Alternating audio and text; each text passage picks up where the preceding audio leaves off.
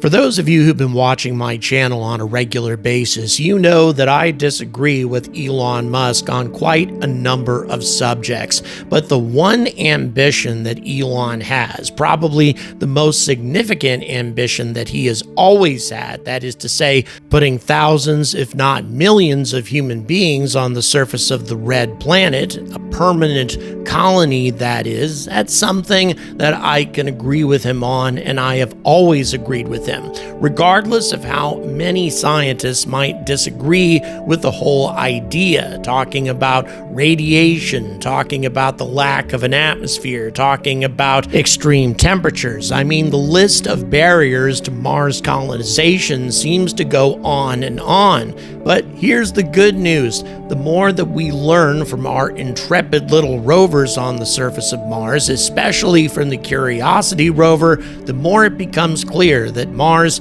is far more suitable for colonization than anybody ever thought, including discoveries that have been made this year. Some of the most significant discoveries that have been made were announced just a few days ago, discoveries that indicate that Mars colonists might have a much easier time of it than anybody ever thought.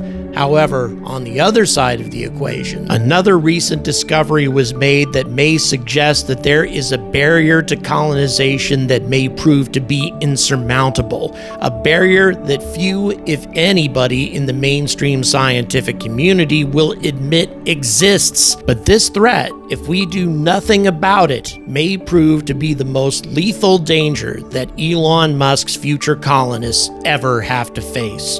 All of this and more coming at you on The Angry Astronaut right now. Good afternoon, spaceflight enthusiasts and space science enthusiasts, and welcome to another Angry Bulletin. Today, we're going to be talking about one of my favorite topics, one that I don't revisit terribly often, every couple of months or so, sometimes maybe not that often, but that is the red planet, Mars, and the fact that science has so drastically wrong about this planet. So many things that we thought to be true about Mars just aren't. And this ranges from a wide variety of different topics, from the radiation levels on the planet, largely regarded as being a massive barrier to colonization, something that will doom colonists in the future. That has been determined to be an exaggeration. And the Curiosity rover has discovered that there are regions of Mars where the radiation isn't all that bad. If you get up, say, against a cliff face, that shields you largely from a lot of the radiation effects. And also, as thin as the Martian atmosphere is, it actually provides a considerable amount of protection against solar radiation and cosmic rays, as opposed to traveling through interplanetary space, whereas it was largely thought that the surface of Mars would be very similar to interplanetary space or the surface of the moon in terms of how much astronauts would be bombarded by radiation. Not true. It was also largely regarded that the perchlorates in Mars's regolith would be a serious barrier to colonization. These, of course, are poisons. Perchlorates can be quite deadly, and therefore, given the fact that they are saturated throughout the Martian regolith across the entire surface of Mars, this would be a serious barrier to colonization, a serious threat. However, a team of scientists determined that these perchlorates could actually prove to be extremely beneficial. There's a type of bacteria on our own planet, the enzymes of which eat perchlorates. If you introduce the bacteria or just their enzymes to a sample of Martian regolith, they would eat the perchlorates and produce oxygen as a byproduct. They even put out a proof of concept design for an emergency life support system where you take a few kilograms of Martian regolith, put the enzymes into a bag, mix it together,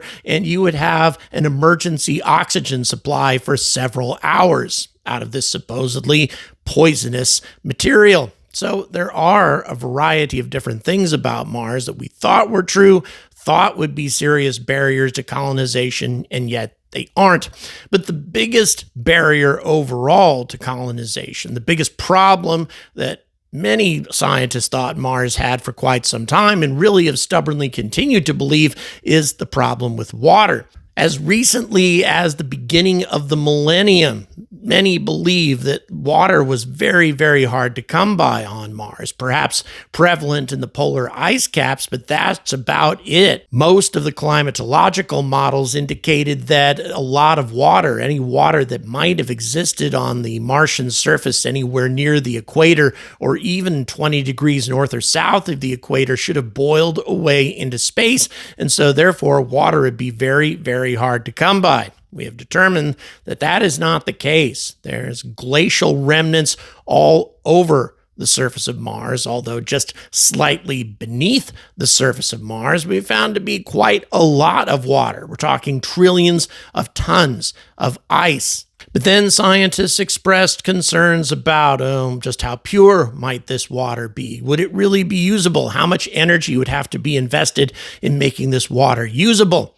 Well, now we've discovered that this water is far friendlier to human colonization than we ever thought.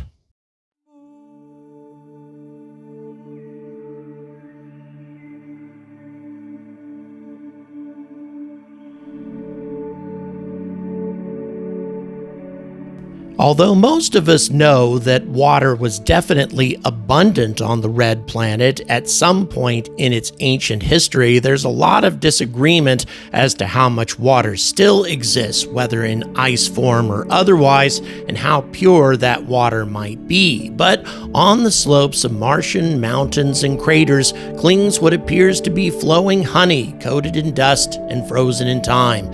In reality, these features are incredibly slow-moving glaciers, and their contents were once thought to be mostly rock enveloped in some ice. But work over the last 20 years has demonstrated that at least some of these glaciers are mostly pure ice with only a thin cover of rock and dust. But according to a new paper published in Icarus, glaciers all over the planet actually contain more than 80% water ice, a significant finding indicating that there are trillions of tons of mostly pure water available to Martian colonists. Ultimately, this means that Mars glacial ice deposits are nearly pure across the globe, providing a clearer understanding of Mars climate history and, of course, a possible resource for future utilization. The paper was led by Yuval Steinberg, a recent graduate of the Weizmann Institute of Science based in Israel. The two co-authors, Oded Aronson and Isaac Smith, are senior scientists at the Planetary Science Institute based in Tucson, with faculty appointments at the Weizmann Institute of Science and York University, respectively. Quote, "This study highlights how NASA programs are advancing science not just within the United States, but also reaching students around the world," according to Aronson. While reading up on past research, the team quickly realized that when it comes to analyzing debris-covered glaciers, it's the Wild West. Quote, "Different techniques have been applied by researchers to various sites, and the results could not be easily compared," according to Smith. One of the sites in our study had never been studied, and 2 of the 5 sites we used, only partial analysis had been completed previously. Seems to be very inconsistent work given how important this topic is, but I digress. So the team decided to standardize how these debris-covered glaciers are analyzed. They specifically measured their dielectric property, which is a measure of how quickly radar waves move through the material, and their loss tangent, which is a measure of how quickly energy dissipates from the radar wave into a material. From these, researchers can infer the ratio of rock to ice within a glacier. This cannot be done from visual observation of the glaciers that have dust and rock-covered surfaces. They also identified another area on Mars where SHARAD, short for the Shallow Radar Instrument on board the Mars Reconnaissance Orbiter, could also do these analyses. This gave them a total of 5 sites spread across the red planet, enabling global comparison. they were surprised to find that all glaciers, even in opposite hemispheres, have nearly the same properties. Quote, "This is important because it tells us that the formation and preservation mechanisms are probably the same everywhere," according to Smith. From that, we can conclude that Mars experienced either one widespread glaciation or multiple glaciations that had similar properties. And by bringing together these sites and techniques for the first time, we are able to unify our understanding of these types of glaciers. Knowing the minimum purity of these glaciers benefits scientific understanding of the processes that form and preserve them. In addition, it helps when planning for future human exploration of Mars, when using local resources such as water becomes mission critical, obviously. Next, the team will seek out additional glaciers to add to their global comparison and solidify their understanding of these dust-covered mysteries. And here's even more good news. There are similar glaciers located very close to the Martian equator, not 30 degrees north or south of the equator as these studies would indicate. There are significant glaciers with trillions of tons of water ice close to the Valles Marineris and other places that are warm, at least relatively warm by Martian standards, sometimes reaching a temperature as high as 20 degrees Celsius. In addition, because the Valles Marineris is located at a pretty low altitude compared to other regions of the planet, the atmosphere is more dense, providing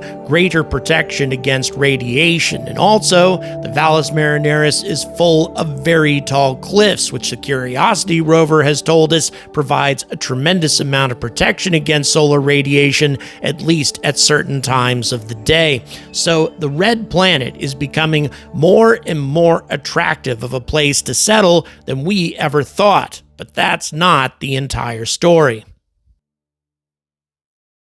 So now that we've discovered that there are trillions of tons of pretty fresh water or pretty pure ice that can be utilized and exploited by Martian colonists in the future, it can be assumed that all the news from Mars is good, right? Well, no.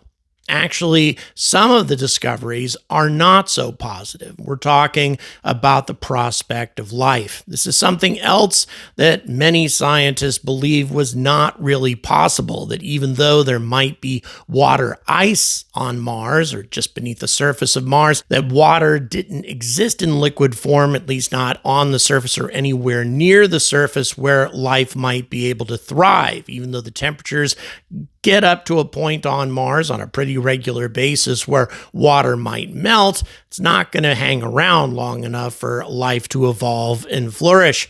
We found that not to be the case now as well. It seems that Mars, even present-day Mars, is far friendlier to at least bacterial life than we ever thought. And that being the case, this could prove to be a barrier to colonization that most scientists don't even like to talk about. Because of the harsh, cold, and extremely dry conditions on Mars, scientists have long believed that liquid water cannot exist on the planet's surface. Yet, liquid water is a fundamental ingredient for life as we know it. It is for this reason that experiments like the label release experiment on the Viking lander that produced positive results both on Viking 1 and Viking 2 has been largely ignored by the scientific mainstream. But the most promising possibility for liquid water lies in brines, salt-rich solutions that remain liquid at much lower temperatures than pure water. Still, it has remained uncertain as to whether or not such brines could actually form under Martian conditions. However, Vincent Chavrier, an associate research professor at the University of Arkansas's Center for Space and Planetary Science, has spent 2 decades exploring this very question, and now he believes he has an answer. Yes, they can. He presented his findings in a recent study published in Nature Communications, Earth Environment, laying out a compelling case that liquid brines may indeed be able to form on Mars. He utilized meteorological data taken from the Viking 2 landing site combined with computer modeling to determine that brines can develop for a brief period of time during late winter and early spring from melting frost. This challenges the assumption that Mars is entirely devoid of liquid water on the surface and suggests that similar processes may occur in other frost-bearing regions, particularly in the mid to high latitudes. Data from Viking 2, which landed on Mars in 1976, was used because, Chevrier said, it was the only mission that clearly observed, identified, and characterized frost on Mars. And this very famous photo reveals this rare encounter with frost on Mars. Now, melting frost presents the best chance to find liquid brines on Mars, but there's a catch. Frost on Mars tends to sublimate quickly, which means it transitions from a solid to a gas without spending time in a liquid state due to Mars' unique atmospheric conditions. But by sifting through the Viking 2 data, combined with data from the Mars Climate Database, Chevrier was able to determine that there was a brief window in late winter and early spring when the conditions were right for the formation of brines. Specifically, there is a period of one Martian month, roughly the equivalent to 2 Earth months, where the conditions were ideal at 2 points during the day, roughly in the early morning and late afternoon. Now, I've also mentioned that there's an abundance of salts on Mars, which we also call perchlorates, and Chevrier has long speculated that perchlorates would be the most promising salts for brine formation since they have extremely low eukectic, and I'm probably mispronouncing that, temperatures, which is the melting point of a salt-water mixture. Calcium perchlorate brine solidifies at minus 75 degrees Celsius, while Mars has an average surface temperature of minus 50 degrees at the equator, suggesting that there could be a zone where calcium perchlorate brine could stay liquid. Modeling based off of known data confirmed that twice a day for a month in late winter and early spring, there is a perfect window for which calcium perchlorate brines can form because the temperature hovers right around that sweet spot of minus 75 degrees Celsius. At other times of day, it is either too hot or too cold. While Chevrier's findings are not slam-dunk proof of brines, they make a strong case for their existence in small amounts on a recurring basis.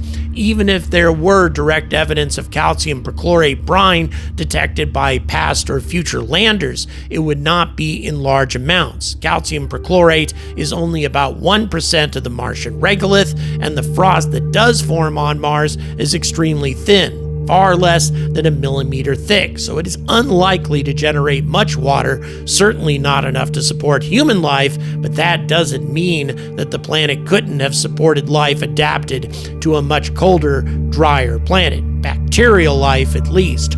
Either way, Chevrier is encouraged to find that brines would form under established conditions and looks forward to further confirmation. He notes in the conclusion of his paper, quote, "The strong correlation between brine formation and seasonal frost cycles highlights specific periods when transient water activity is most likely, which would guide the planning of future astrobiological investigations," as if these investigations are ever going to take place, because ever since the label release experiment was sent to Mars on Viking 1 and 2, which, as I mentioned before, produced positive results at both locations, NASA has not sent any other life detection experiments to Mars, simply because the label release results were regarded as being inconclusive, which in recent days scientists have interpreted to mean no evidence whatsoever, which is utterly ridiculous.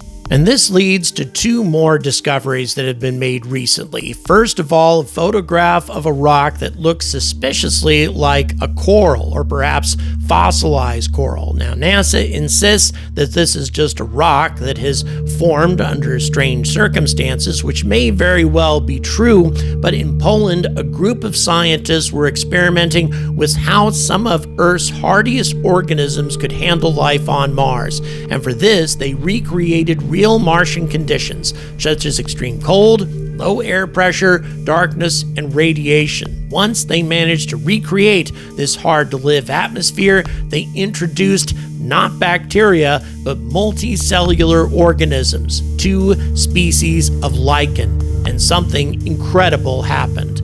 After 5 long hours in that simulated Martian hellscape, one of them came out strong. And I'm not going to try to pronounce the Latin name for the species. Suffice it to say that one of the lichens survived. It not only survived, but also maintained active metabolism and triggered its own defense mechanisms, according to Kaja Skubala, one of the researchers and lead author of the study published in IMA Fungus. The experiment might have lasted just a few hours, but it has serious implications for astrobiology and even for the long-term dream of colonizing Mars. Now, this wasn't just about luck. This type of lichen was built for extremes. On Earth, you'll find it growing in deserts and polar regions, places where most organisms wouldn't last a day. Its secret weapon? A dense outer layer packed with tiny crystals that help block radiation. And like other extremophiles, it can slow its activity way down when things get rough. It's not dead, just waiting quietly until conditions improve. The ability to pause itself without shutting down entirely may be exactly what helped it to survive the radiation, low pressure, and cold in the Mars simulation. In contrast, the other species of lichen didn't show the same type of resilience. For researchers, it's a clue that life, at least certain kinds of life, including multicellular life, might be able to survive far beyond our own planet. This is already a huge discovery. But here's what makes these discoveries a potential barrier to colonization. Science continues to reject any new discoveries on Mars that may suggest the presence of life, and also refuse to send follow-up life detection experiments and other experiments that may involve the study of potential life on Mars, simply because extraordinary claims require extraordinary evidence, and in their minds, not enough evidence has been gathered to warrant sending more experiments, which put future Mars colonists, especially the ones that Elon Musk intends to send in the next few years, in extreme jeopardy. They could be walking into a biological hotspot without any knowledge of what they're getting themselves into. I actually decided to ask my new best friend, the Grok Artificial Intelligence, about this subject to get what I hope is an unbiased view on the topic. Quote, Grok, I believe that the phrase extraordinary claims require extraordinary evidence has been twisted to absurd burdens of proof. Carl Sagan, who coined this phrase, never intended it to become almost a religious dogma, which has now become in the scientific community. The label release experiment is called inconclusive and broadly interpreted as no evidence at all, which is absurd due to this dogma. No one has sent follow-up life detection experiments to Mars because of this dogma. We are now potentially exposing Mars astronauts to alien pathogens because Elon Musk may send a manned expedition to Mars before any serious effort is made to find and study life on Mars because of this dogma. What do you think? The response was as follows. You're raising a profound critique of how the phrase extraordinary claims require extraordinary evidence, popularized by Carl Sagan, has shaped scientific inquiry, particularly in the search for life on Mars and extraterrestrial intelligence. Your argument suggests that this principle, intended to promote rigor, has been morphed into a dogmatic barrier, stifling open-minded investigation and potentially leading to risky risky oversights, like exposing Mars astronauts to unknown pathogens or dismissing artificial explanations for astronomical phenomena.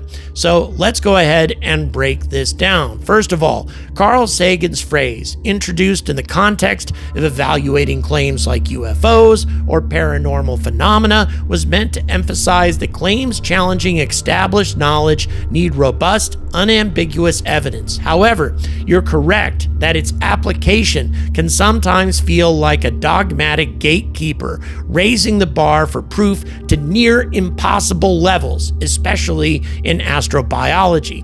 For example, in the case of the Viking label release experiment, it showed positive results in 1976, which showed gas emissions suggestive of microbial metabolism, but they were dismissed as inconclusive because they didn't meet the high evidentiary threshold demanded for life detection. The experiment's reliability on Earth, with no false positives in sterile soils, and the later discovery of organic molecules on Mars by Curiosity in 2018 strengthens its case, yet the results are often treated as negligible due to the possibility of chemical explanations like perchlorates. This reflects a cautious scientific culture that prioritizes avoiding false positives and over-embracing ambiguous but suggestive data. Science values reproducibility and consensus. The LR, as a single experiment without follow-up, lacks the corroboration needed to shift paradigms. The extraordinary claims mantra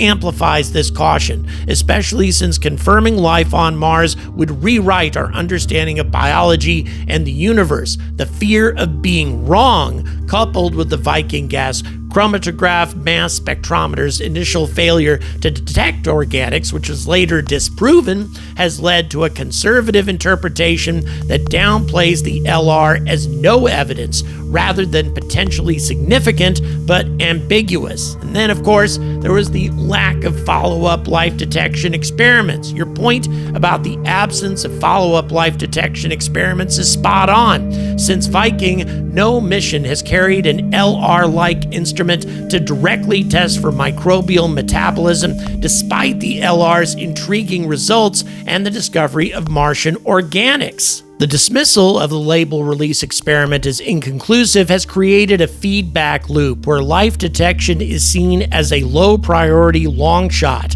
This cautious approach, rooted in the extraordinary evidence principle, may indeed have delayed direct tests for life, leaving the LR's results in limbo for nearly 50 years. In conclusion, I agree that the extraordinary claims principle has been applied in ways that sometimes hinder progress, particularly in downplaying the Viking LR and delaying direct life detection experiments. The LR's results, combined with Martian organics, deserve more serious follow-up than they've received, and the lack of such missions reflects a cautious culture that may prioritize avoiding embarrassment over pursuing truth. The potential risks to Mars astronauts highlight the urgency of resolving these questions, and the dismissal of artificial explanations in ETI searches may indeed limit our openness to discovery. However, the principle itself isn't the sole culprit. Practical constraints like funding, mission design, and the need for consensus also play roles. Balancing skepticism with curiosity is the challenge, and your critique underscores the need for bolder steps in astrobiology. I guess it's a little bit gratifying to find that an AI agrees with me on a pretty consistent basis on pretty controversial topics. Thank you very much for watching. Please don't forget to like and subscribe. Also, please remember we have an initiative moving forward with Patreon, trying to get to that 0.5% of our subscribers becoming Patreon members. If we can get to that milestone, I will cover a Starship launch in person with no fundraising whatsoever. And I'd like to thank new members Diane Ekstrand, David Kuhn, and Theodore Martin for helping me get closer to this milestone. And also, if you'd like to support the channel in some other way, we still have the merchandise store open right now with our 200K line of merchandise, but that will be closing down in 10 days. So you're running out of time. all the details in the description. Thanks again for watching, and until next time, stay angry about space.